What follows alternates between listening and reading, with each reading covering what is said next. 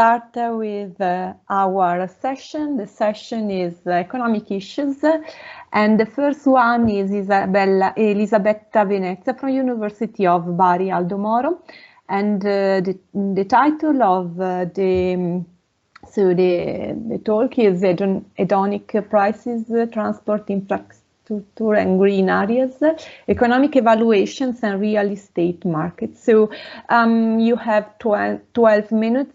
I will give the stop if you are, and so we have 3 minutes for questions. Okay? Okay, thank you. Thank you very much indeed for giving me the floor. Can you see the slides? Yes. Yes. Okay, thank you. The presentation is on hedonic prices and on the role of transport infrastructure and green areas. And we are trying to do some economic evaluation with an application to the real estate markets. The agenda is just this one. Can you see the other slides is going on? No, only the first one. No, okay. Let me see if I can change. You must use the presentation. Yeah, so. Okay, now. Okay. You see? Okay. Yes. So the agenda is this one. So I will show some of the methodologies that we normally use when we need to evaluate qualitative aspects which are related to some markets, and when there are no prices, we need to use schedule prices or some other tools in order to give prices to these qualitative elements. I also will focus just a little bit on data which are available as a national statistics in order to give an idea of the burden of some consolidated expenditure which are located to the environmental issues and then to the transport sector. And then I will show the results of the economic hedonic evaluation that I did in national projects, which has been headed by Roberta Capello and Roberto Camagni, and then some concluding remarks. Can you see the third slide? Yes. Okay, thanks.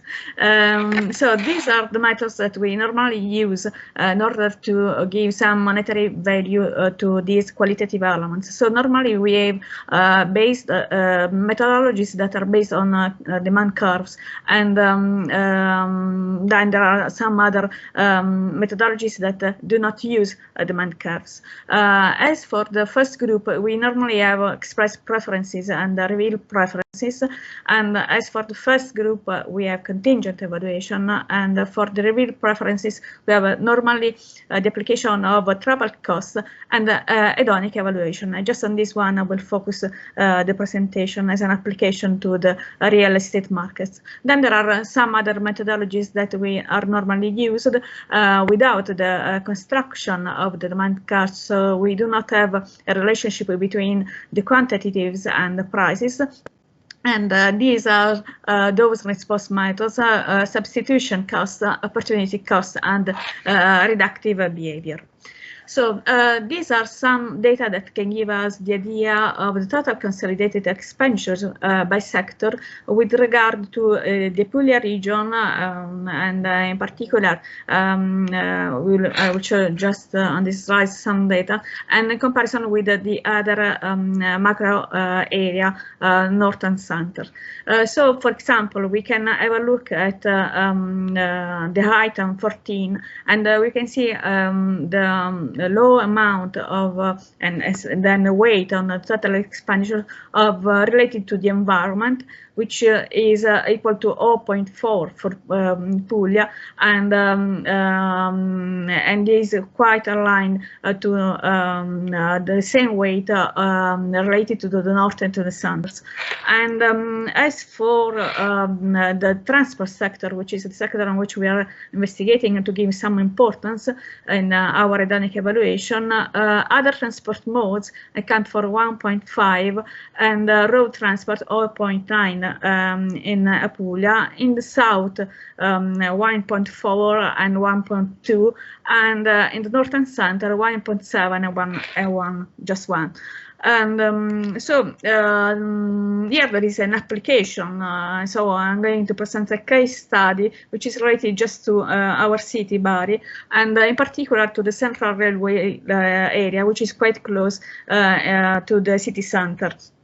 And this case study is referred to the real estate evaluation recovery project, which applied to the rail area of the city of Bari. So what we are trying to do is just to show how a degraded space, like the railway area, can be fully integrated in the more urban environment as a part of the city center. But in order to get some values, we need to recover this railway area, and also to provide some further services which are not located alongside this area which is under recovery. So here there are some publications, some references on these topics, and the first one is of course Roberto Camagni, Roberta Capello on the evaluation, the application of the methodology of hedonic prices to some other areas. They applied these methodologies to the area of Milan and of Trento. And there is another very nice paper by Pierluigi Coppola and others, just published last year, which calculate some accessibility index just with these methodologies that we are going to use for our case. So the idea of this application, this exercise, is to understand how, some elements like green areas and also the presence of the railway station can contribute to empower the value of the real estate markets.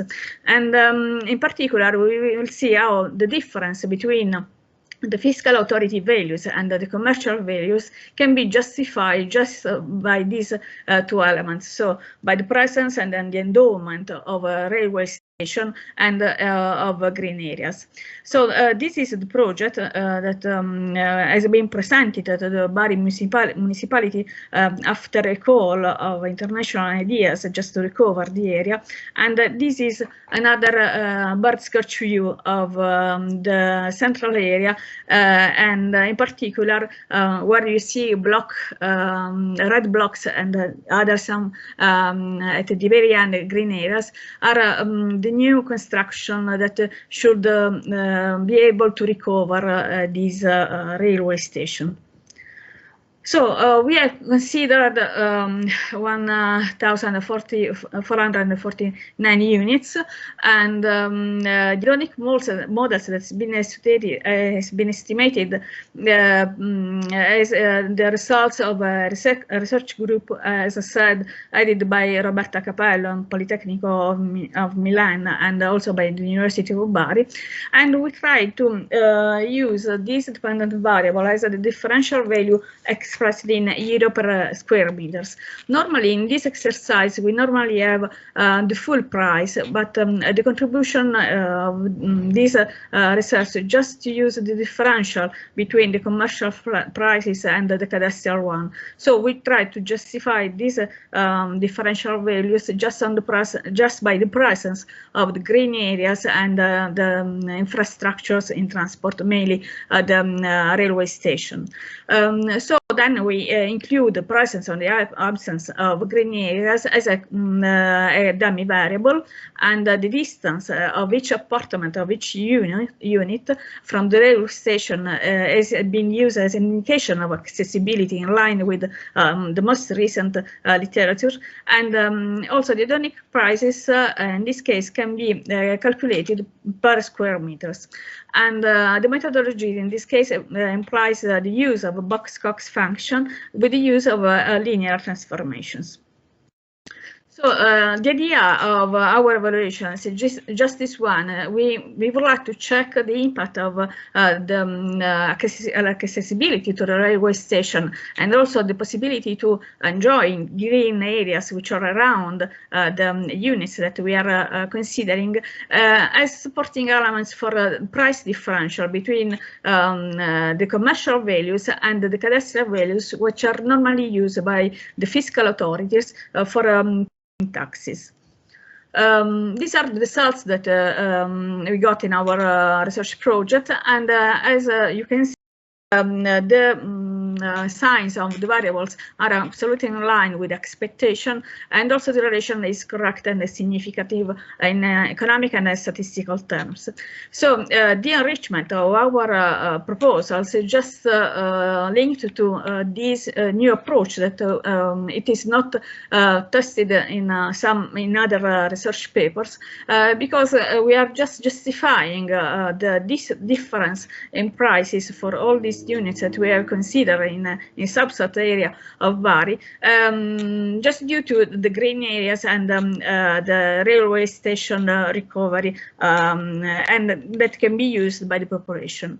Also the estimated Lambda and theta values for hedonic prices were included, and the spatial autocorrelation test that gave an average result is also reported in the table. So as for the results, we may say that that the importance of green areas on the real estate differential values is quite low, 1.1%, while the remaining part is, in terms of importance, is given by the nearness of the railway station to the real estate differential values. So these are the most important elements because these give accessibility to some other services. And this can be used as an indication for the local administration, which can use these differential values for using these values as a basis for the real estate taxation. So this is also a good indication for the administration, which was asking in an international call just for a project which could provide financial resources in order to provide on the other side social services at zero cost for the public finances. And this is the area, for those who may know Bari, of the location of the units just around the railway station. And as for the conclusion, we may say that the estimates that we got can provide us to quantify the economic contribution that the presence of a railway station can give to a recovery area, and also the presence of the green areas. So we can innovate, in this case, the quantitative methods that have been used so far. And also the infrastructural endowments that may characterize an area. In this case, we just did this exercise referred to the area of Bari, may for sure affect the property values. And this can be, as I said, a good basis for the administration, which can have a more correct values and not the distorted one, which normally are used as a cadastral values. As much as they are considered positive in measuring the impacts on the final values of the properties, and this contribution allows to have no more distorted measure, as I said, of real estate values, and can permit the application of correct taxation on the real estate units. And these are some references that you can have a look at if you want to go in deep with these topics. And I would like to thank you for your attention to my presentation. Thank you.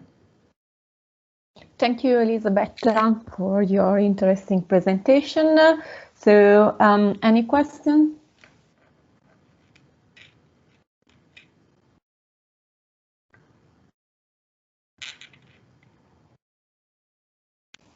Okay, thank you again. So Thanks. thank you again. We can move to the second presentation. I think, and I see that there is Jessica, I'm not sure, but the second presentation is a synthetic penalized logic boost model mortgage lending with imbalanced data. And the authors are Jessica Pesantez-Narvaez, Montserrat Guillem, and Manuela Alcañiz. Exactly. Thank you so much for your introduction. Just unfortunately, due to connection of internet, I won't be able to turn on my camera. However, I don't know if you can see my screen. Okay, it's okay, no problem. Okay, thank you. Can you see my screen? Now I'm sharing it. Yes? Yes, the first one. Okay, great. Okay. So, good morning, everyone. My name is Jessica Pesantez, and today I will present you some guidelines of the paper entitled "A Synthetic Penalized Logic Boost to Model Mortgage Lending with Imbalanced Data," co-authored with my advisors, Montserrat Guillem and Manuela Alcañiz. Well, to start with, I would like to mention that predicted binary decision problem is important in empirical economics. For instance, identifying whether an applicant will default in future or be turned down under Home Mortgage Disclosure Act contributes to the study of financial inclusion policy. Class imbalance are relevant primarily in the context of supervised machine learning involving two or more classes. Actually, imbalance means that the number of observations is not the same for each class of a categorical variable. In the context of mortgage lending, for example, Munet et al. Have dealt with an imbalance class problem. They found that Black and Hispanic applicants were more likely than whites to be denied mortgage loans. Thus, the class corresponding to the applicants who were denied was much smaller than the applicants who were approved. There is evidence that the prediction accuracy of this type of events seem to remain problematic because both classical econometric models and machine learning models can underestimate the probability of occurrence in the minority class or exhibit bias towards the majority class. Are you see my slides, right? So somebody can confirm me this? Yes, it's okay. Okay. You're second, great. It's fourth, it's okay. Okay, great. Thank you so much. Actually, there's a vast literature devoted to proposing techniques that handle this issue of imbalanced data, and this problem is not new at all. For instance, there is the data processing, which balances the data by oversampling or undersampling. There is cost sensitivity solution in order to minimize the cost of misclassification. There is feature selection, which is very famous now in machine learning literature, in order to find the optimal combination of covariates that gives the best classification. And there's also resampling techniques that incorporates in a classifier ensemble, such as the boosting or bagging, the famous smooth, first boost, under bagging, or over bagging. However, these techniques are separated from the modeling process. We think that the modeling and the interpretability of imbalanced class phenomena in a joint process without overfitting data remains a subject beyond the scope of machine learning yet. So the idea here is to build a model that will be able to join these approaches, that will be able to make an interpretable machine learning model, actually an approximation of an econometric one, without overfitting, or actually reducing as much as possible the risk of overfitting. And I will tell you why is that so important, not to correct it. Now, I will just give you a very few guidelines of the theoretical background. We are under the supervised statistical learning framework, and we are going to start with a data set of n observations. We aim to predict a dependent variable yi that has some relationship with a set of the variables, also known. So f here is a deterministic function of the covariates, and epsilon is a disturbance term. In fact, this disturbance term is independent of the covariates and has zero mean, right? In econometrics, parametric models such as linear or generalized linear models, and also non-parametric models such as spline regressions or generalized additive models adopt their corresponding regression form. However, machine learning also uses this f in the form of classification and regression trees, radial basis function, random Markov fields, and some others. The function f is known as the base learner in machine learning literature. However, even though econometric models are aimed at explanatory or predictive modeling or both, non-econometric models are mainly used for prediction purposes, classification, or regression trees, because their f are not able to provide coefficient estimates. So this f here, when it's used for prediction purposes, y has an error term that averages 0, as I said, and the predicted y hat for the estimates is expressed as 1. So in this setting, James et al. Identified two types of errors, the reducible and then irreducible. And actually, the irreducible one are the minimum distance square between the observed f and the estimated f. And actually, that's what machine learning models do. They try to train models so as to make the estimated f as close as possible to the f, so they can become more real to the phenomena that we are studying. And the irreducible, which is the variance of the epsilon, that cannot be reduced because this model only have a deterministic part that excessively learns from a given data set. In other words, they remain the only stochastic term that actually econometric models have. Consequently, highly accurate predictive machine learning algorithms, such as the tree-based or boosting-based techniques, may result in overfitting, which means that the fitted models do not perform well in other data sets. Well, many loss functions have been proposed to develop machine learning algorithms, and actually they measure this distance that I already said, that in order to reduce the error. Okay, so many loss functions have been proposed to develop machine learning algorithms with greater predictive accuracy. They must be convex and differentiable. So we're going to just focus on the exponential loss function, as shown in 4, that is used in the logic boost. We're going to consider a simple method as a base learner in a boosting-based algorithm. Firstly, because the irreducible error might be efficiently reduced by readjusting the base learner in order to improve the model fit. And secondly, because the reducible error can also be computed and we can improve the fit of the model, so we can reduce this error as well. The statistical intuition between choosing a primitive econometric model is that the newest iterations of the boosting-based algorithm correct the prediction error by considering the previous iteration, because this is a boosting and iterative procedure. This can be done more efficiently if the base learner is a weak one, just a linear regression or very basic regression, because there is more variability to learn in a weak base learner than in a strong base learner, because otherwise it won't exist some big variability to learn from. The logic boost incorporates slight changes to the original logic boost. However, these changes seem to be very efficient and introduces a new alternative weighting mechanism that actually calibrates the learning of the observation. So we're going to start with initial prediction of y hat equal to 0 and the probability estimate equal to 0.5, which means that in the very beginning all observations are equally important. After setting how many d iterations we are going to work on, the algorithm initializes by computing the working response set I, which is the negative gradient of the loss function between the observed and the predictive. However, in this case, in the case of the exponential function, loss function, we can approximate to a chi-square.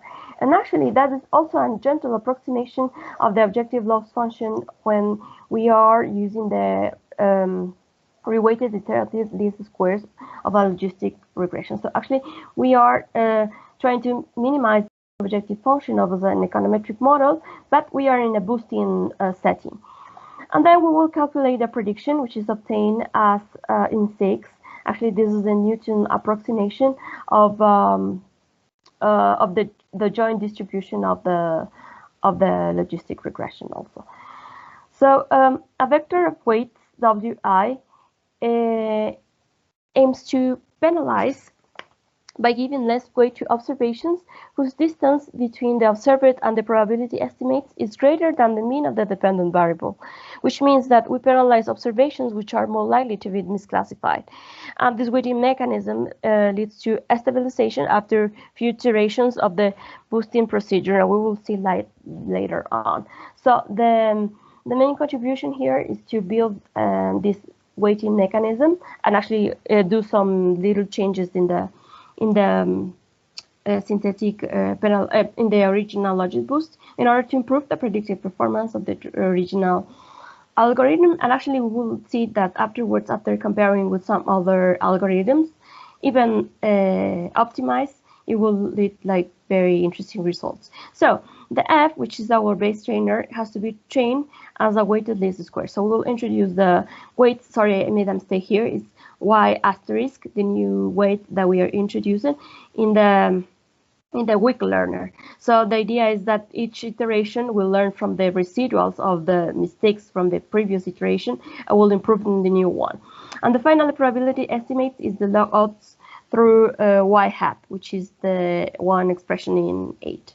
So the data I use is a publicly available home mortgage disclosure act data, which was collected by the US government through survey. Well, it is designed to gather additional information on minority group applicants because the intention was to uncover whether discrimination based on the applicant's race occurs in mortgage lending. And it is a sample of 2,381 applicants who were chosen by simple random sample. So all observations are independent. We have no problems of survey design. The 11.97% of the applications were denied, which means that we have clearly an imbalanced case. The type of observations that we found here were the debt payment to income ratio, some economic and demographic characteristics that we are going to discuss later on. So here I'll present you the table of root mean square error comparing the proposed method, an optimized gradient boost tree, logic boost, and a logistic boost. Okay, and I would like to mention that these results are tested for 3 scenarios. The entire sample, the observations correspond to y equal 1, of the observations correspond to y equal 0. So in the first calculation, we could see that logistic regression and logic boost perform almost the same. Confirming that actually logic boost is a gentle approximation of the logistic regression. However, synthetic penalized logic boost has a smaller error in some of the lowest and highest accumulated predictions when it is compared with the gradient tree boost, and actually it is very well recognized for winning the data contest. When analyzing the observations that correspond to deny, y equal 1 in the second scenario, both gradient tree boost models perform worse than logistic and logic boost for some high score predictions, as we can see. This confirms the fact that optimized gradient tree boost methods risk failing to predict the minority class, when their performance is better with a complete data set, which means that we are comparing the extreme observations, the lowest and the highest, which are usually the most risky ones, and actually the ones which are the most underestimated in the modeling process. So the synthetic penalized logic boost perform quite similarly in the training and data sets. And this result might be explained by the fact that the algorithm is built with an error term that allows random variation in covariates when modeling the target variable, which it does not have. And also here, when yi equals 0, we have a lower error. The lowest errors comes from the synthetic penalized logic boost. Well, now here in this figure, I will show you that this is the evolution of the error within 100 iterations, and this algorithm gets the error is stable after some iterations. We will see in the first ones there is some variation, but after all, the line gets straight. And it shows us that this algorithm can give us the intuition that we are going to find some stability of the coefficient estimates after iterating several times, or yes. So And one of the most interesting things will be to check the regression results here. Okay, so let us know that the coefficient estimates, I'll tell you that here are the coefficient estimates of a logistic regression, which is the homologous technique in an econometric framework, the synthetic penalized logic boost. So we can see that the results obtained by the logistic regression are consistent with the conclusions obtained by the Munet et al. And regarding the econometric interpretations, for instance, both applicants with high depth payment to income ratio and applicants with high radio income low, which are the first ones, coefficients, are more likely to receive denied mortgage applications. Yes. I think that you have also the 2 or 3 minutes again. Yeah, okay. I'm about to finish. Thank you so much. Thank you. Thank you. Sorry. Yeah, and the most important thing here is that the black applicants, as we see here, we obtain the same, at least the same direction of the effect. We see that black applicants are more likely to be denied mortgage lending. So, just to conclude, I would like to say that we borrow the mortgage lending model specification put forward by Munet et al. To provide a real-life application in empirical economics using the proposed algorithm. We conclude that the weighting corrections in machine learning algorithm with an econometric-based learner can improve the predictive performance by decreasing the error in several segments of the prediction.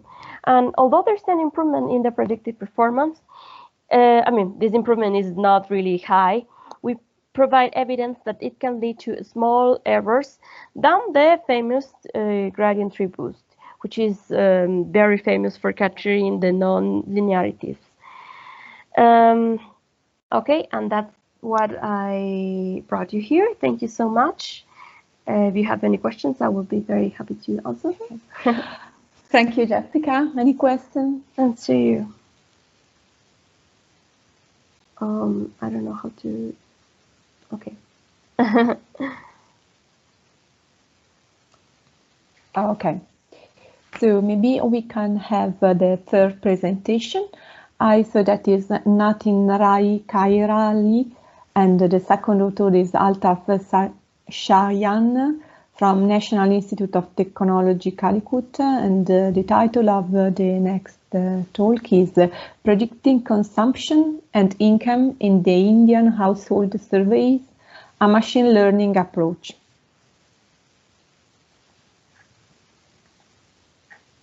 So, can I see my screen? No, not at this moment. I see, yes, now yes. So I hope it's visible in the full screen, right? Yeah, it's okay. Thank you. So let me introduce myself. I'm Mr. Nithin Raj Kairali, and I'm an MBA student from National Institute of Technology, Calicut, India. I'm a co-author, Professor Dr. Altaf Shayan from National Institute of Technology, Calicut, India. So our problem actually deals with predicting the consumption and thus predicting the consumption and the living standard of people from the asset measures. So we want to utilize a different perspective. Nithin, yeah. Can I ask you maybe if it's better if you switch off your video, because the audio is not very good, if it's possible? Sure. Yeah, of course.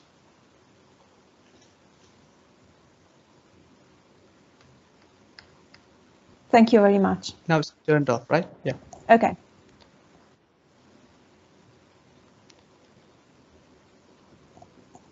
So as I told, our problem is about predicting the consumption of different households based on the asset measures which are derived from household surveys in India.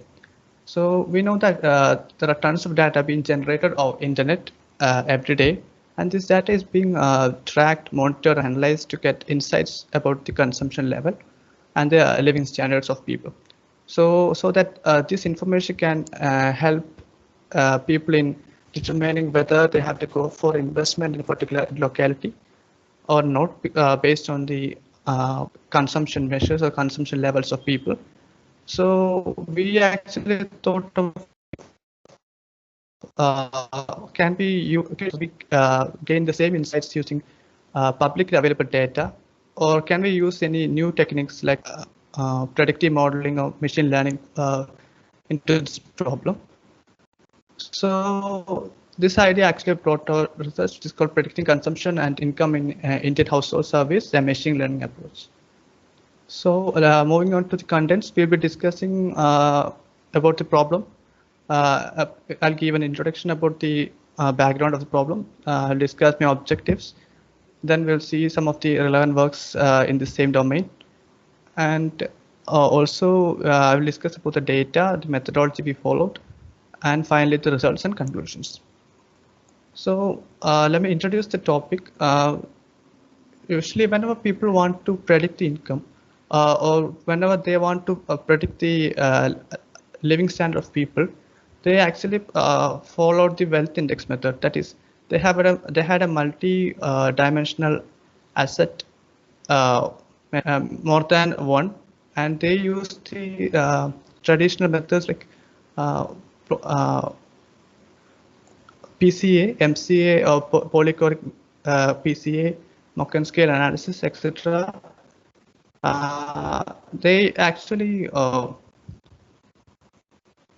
reduce the multi-dimensional asset measures to a single dimension, which is actually giving an idea about the income or living standards of people.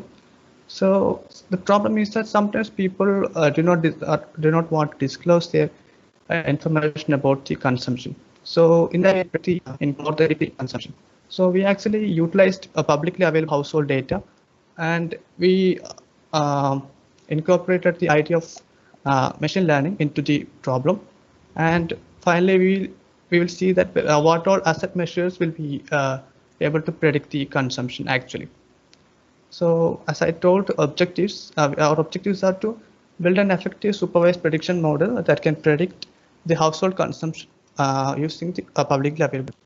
Also, we will predict the future household consumption from the past data, because as I told, people will not be willing to disclose the data. So if we have the panel data along, that is the mixture of previous data, present data, or the future data, where the future data does not have the consumption, so we can basically train the model and it will predict the future consumption values of same households.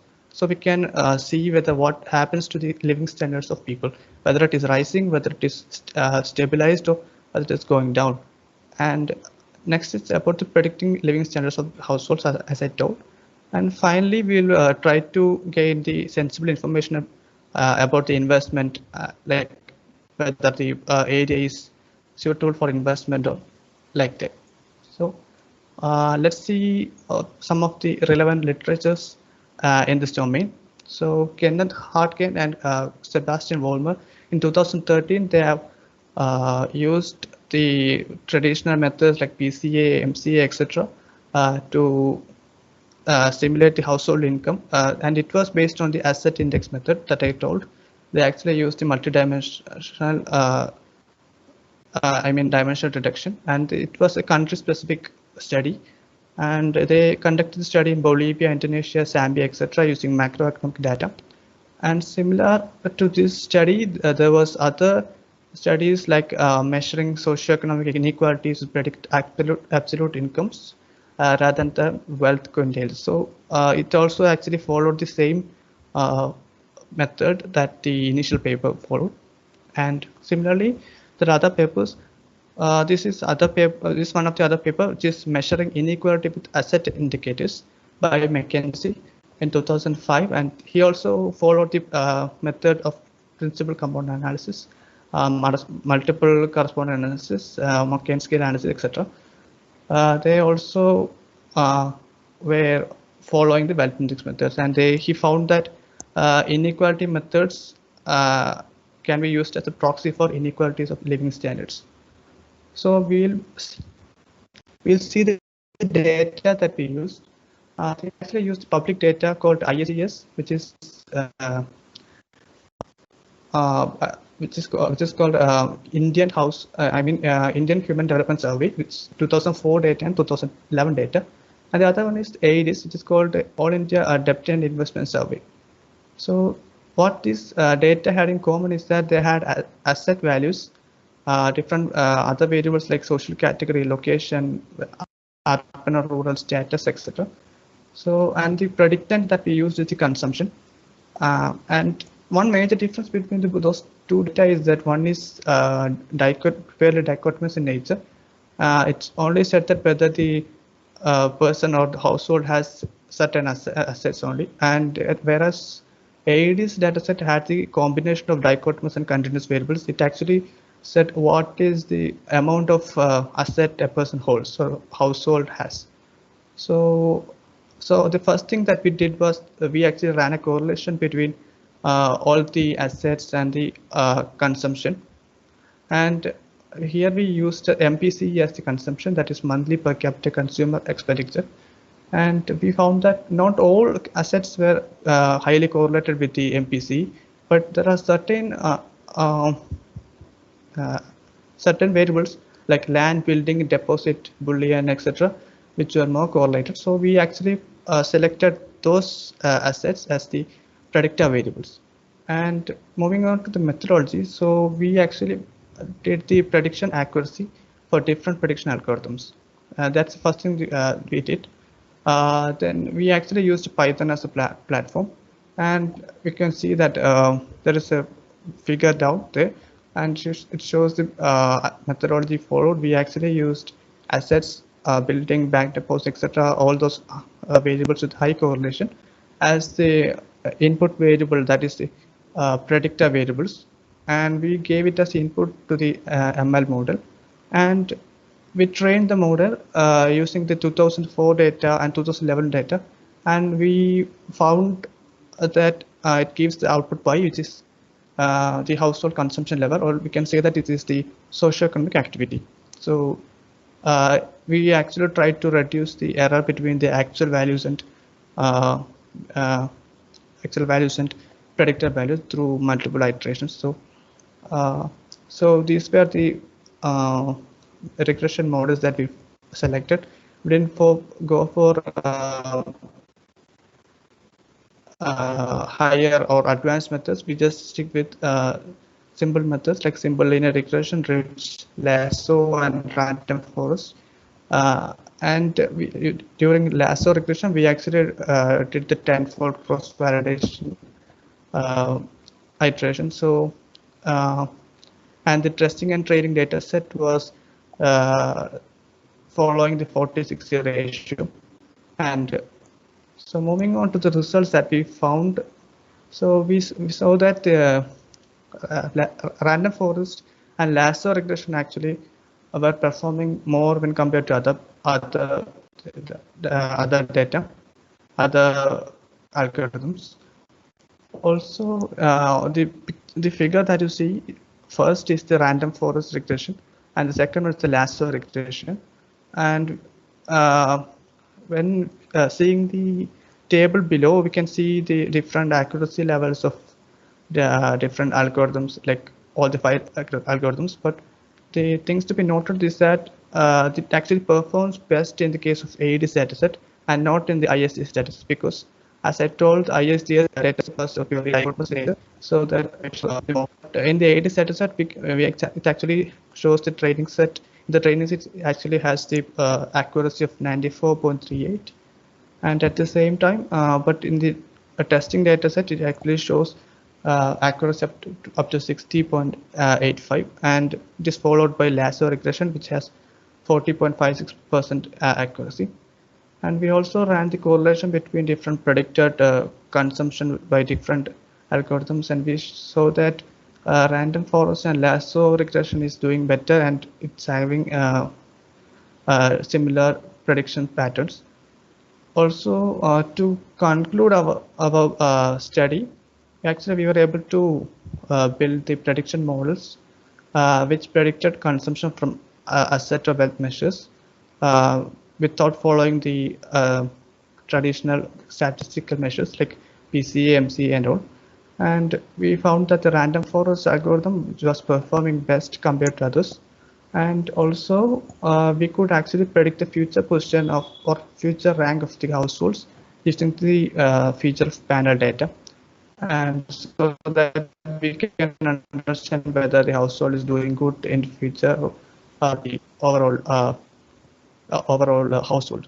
So also we identified proper asset variables, which could be used for effective prediction. And finally, we could use this data also, ISTS and ADS data set to get insights about the consumption. And thank you once again for giving attention to talk. Thank you. Thank you for your presentation.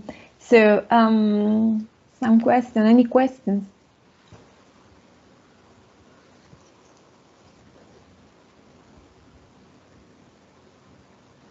Okay, thank you again. So I'm the next presentation is by myself. So I just okay, give this.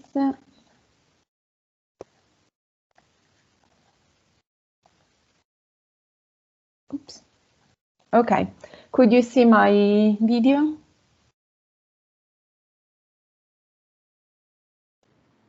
Yes. Okay. Yes. Okay, thank you very much. So this paper is a joint work with Professor Aldovrandi and Ilaria Montaldi, and the title is The Gravity Perception on the Fiscal Frauds in Italy. Is it only a question of geographical area? So just introduce myself and my co-authors. I'm Mariangela Zenga from University of Milano Bicocca. Paolo Aldovrandi is a professor on fiscal law at the University of Milano Bicocca at the Department of Business and Law. And Ilaria was a very brilliant student in business economics, and she took her degree 10 days ago. So the idea of this work was to evaluate if a moral disvalue exists with respect to fiscal offenses, as for example, to not declare 1,000 euro in the tax return or to steal goods for 100 euros in a market. In our research, most respondents think that there is a difference and it is worse to steal 100 euros in a supermarket. So the study on fiscal fraud and tax evasion is a very complicated issue due to the sensitive nature of the topic. In general, the respondents tend to underreport their practice on evasion when they are directly interviewed on a survey.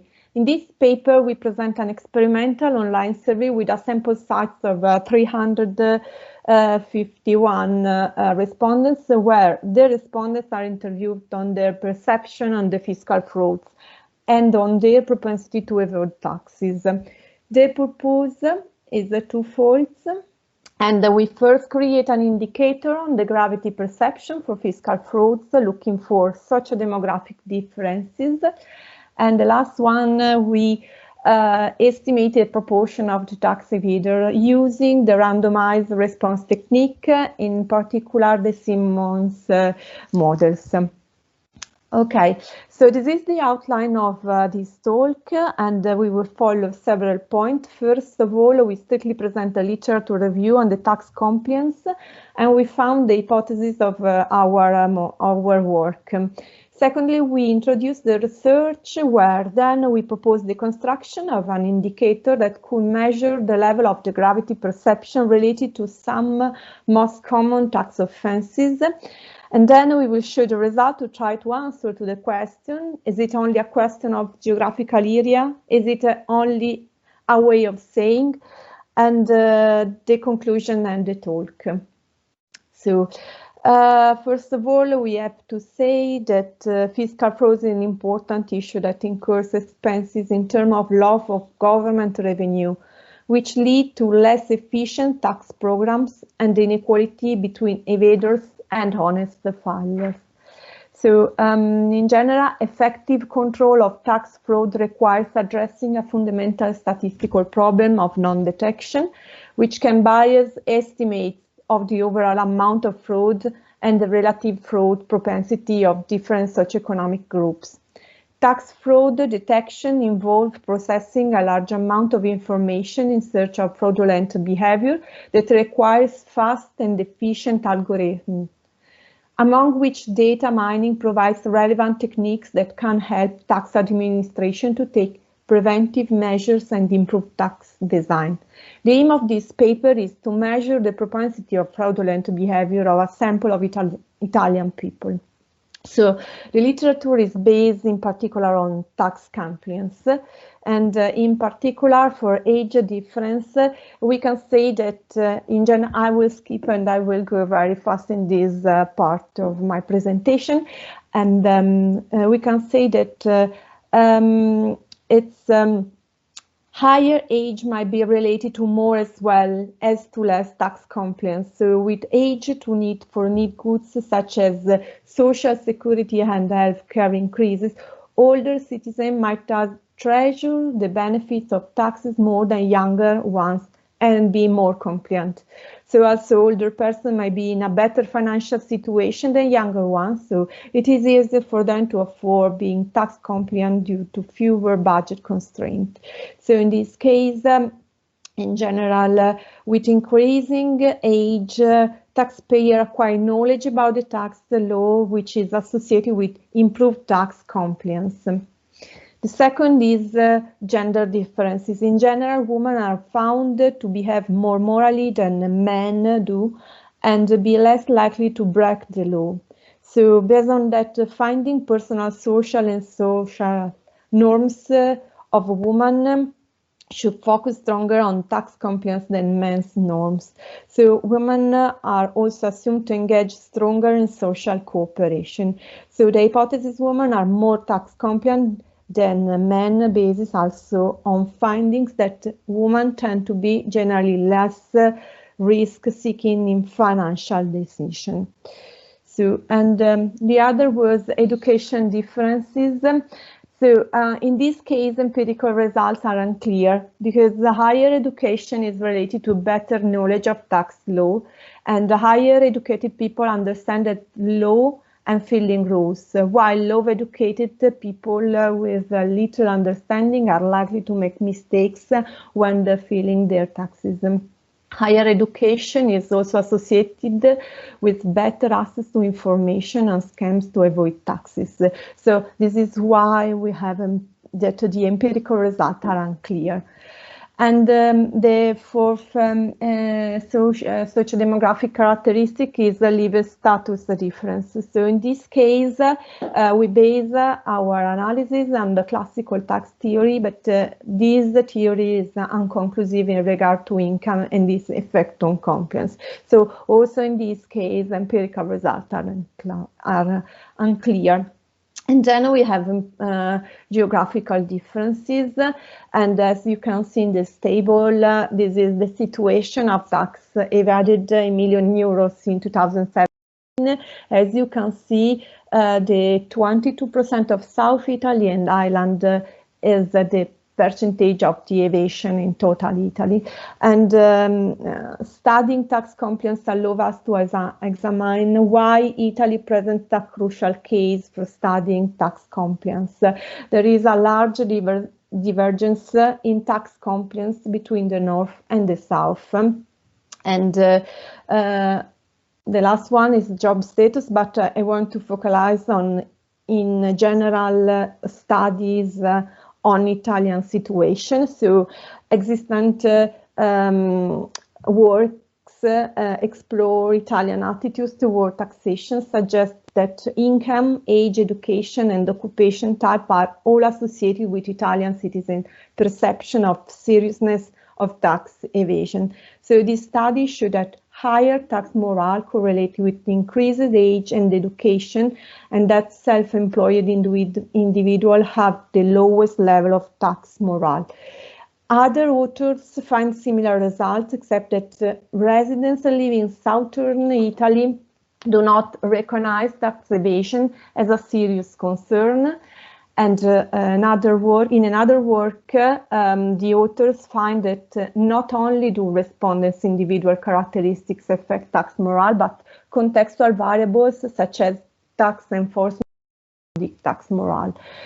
And in this way, it is located our research. But in particular, from a legislative point of view, we base our research on the regulation of Italian tax law. In particular, we consider, first of all, the legislative decree 74 of 2000 that was recently modifying the law decree 124 on 29. So the law decree refers to important article on fraudulent declaration through the use of invoices or other documents for non-existent operation, and the Article 4 about the DM5 full declaration. So these two articles in particular states about the punishment for the incorrect or the fraudulent declaration. Okay, so keeping in mind this tax regulation, we prepare a questionnaire trying to record the propensity to tax compliance in the first section of the questionnaire. Several such demographic variables were proposed. In section A, 8 items show in different situations the perception of gravity for fiscal crimes are proposed. In particular, these 8 items were carefully selected from a list of several items by the help of the fiscal regulation experts. So in section B, we have 12 items were proposed to evaluate the presence of certain situations that could lead to the tax crimes in the community. So in this presentation, this part related to section B will not presented, but if you need or if you are interested, please contact me. So in the last section, represent an experiment. We propose 2 questions, so are sensitive questions on the use of tax evasion, keeping in mind the offense regulated in the 2019 law decree, and then we apply randomized response technique to estimate the proportion of the tax. We apply here the Simmons model. So this is our sample. So the questionnaire was administered in July-September 2020 using a KAWI techniques. The sample was a quota sample using the stratification given by gender, by age, and by geographical area of the Italian population looking in Istat data. So at the end, the final sample size was at 351. And you can see there that the characteristic of the sample, in particular, we have 52% of female and 23.4% of elderly people. Our sample is lower middle educated, and the geographical area are the same that you have in Italy.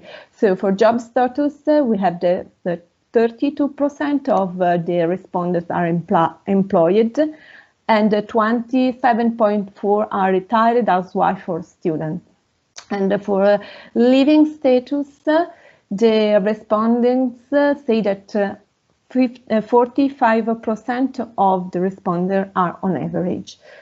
And then we have here the section A, in which the questionnaire shows a 8-item scale on 5 levels of ordinal categories, say before the item report the fiscal crimes as provided in 2019 law decree.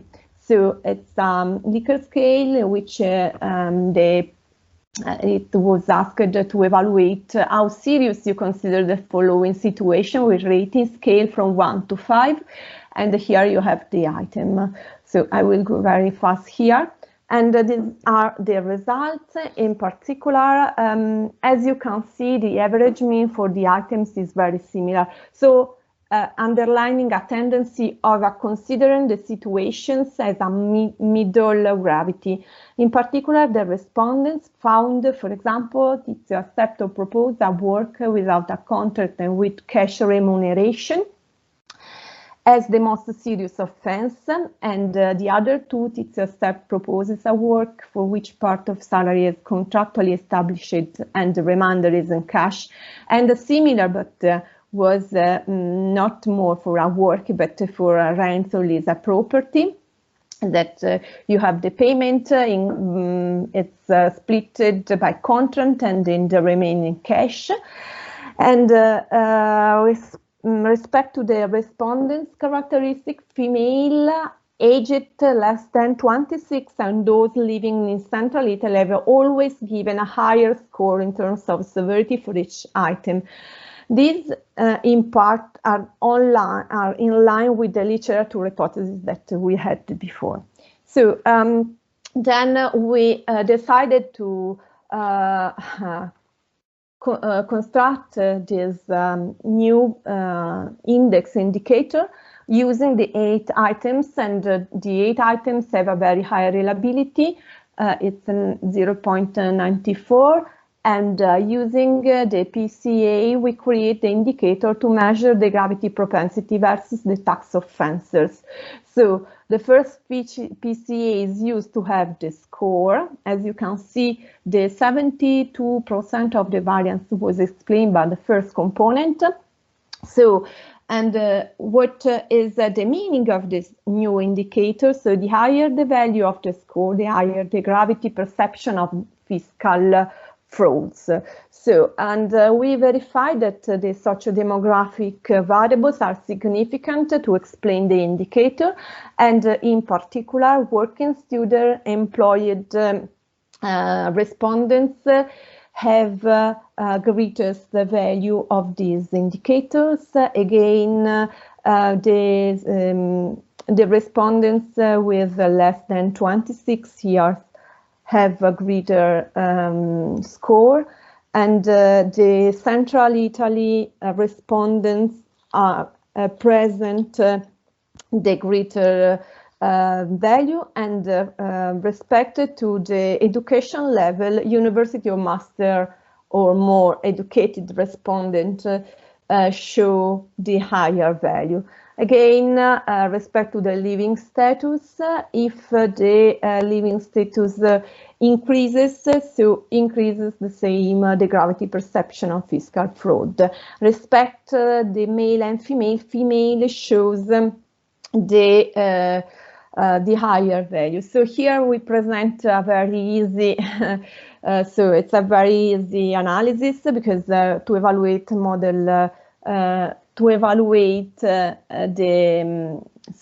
what kind of variable could influence this gravity perception on fiscal frauds, we applied the regression tree on this, and we use as a independent variable, the variable that we see before.